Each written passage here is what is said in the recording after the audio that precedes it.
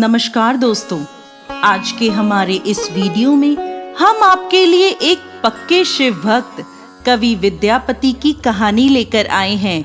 दोस्तों, मैथिली भाषा के महाकवि विद्यापति भगवान शिव के बहुत बड़े भक्त थे।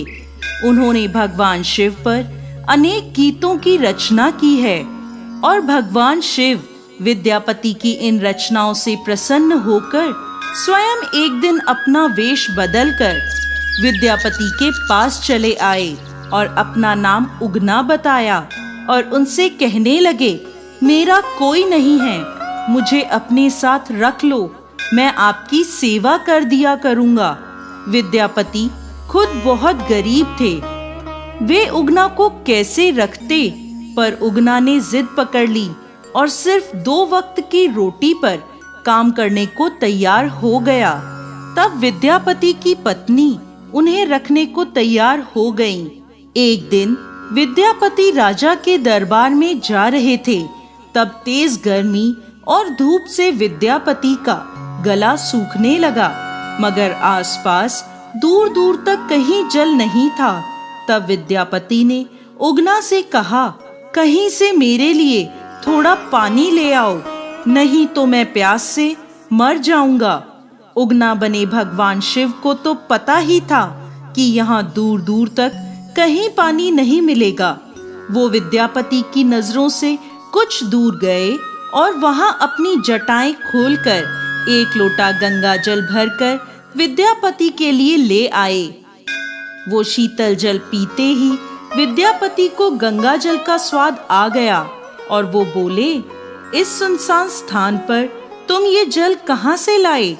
तब उगना कहानियां बनाने लगा, परंतु विद्यापति को उगना पर संदेह हो गया कि ये कोई सामान्य व्यक्ति नहीं बल्कि स्वयं भगवान शिव हैं। तब विद्यापति ने उगना को हे भोलेनाथ कहकर पुकारा और उनके पैर पकड़ लिए। तब हार कर उगना को अपने वास्तविक स्वरूप में आना पड़ा। विद्यापति उनके पैरों में बैठे रोने लगे, बोले, हे प्रभु, आपसे सेवा करवाकर मेरा तो जीवन ही नष्ट हो गया।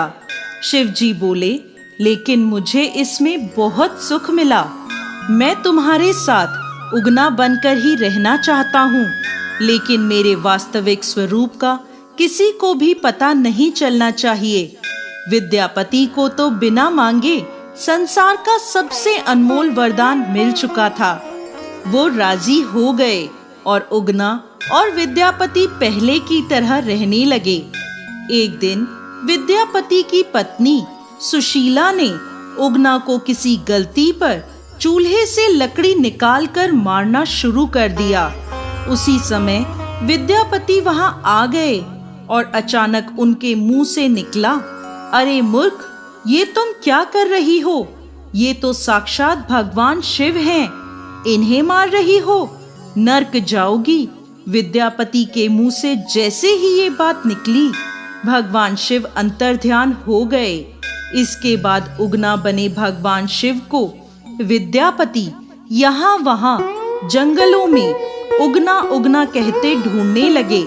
विद्यापति की ऐसी दशा देखकर महादेव प्रकट होकर बोले, विद्यापति, मेरा भेद अब प्रकट हो गया है, अब मैं तुम्हारे साथ नहीं रह सकता।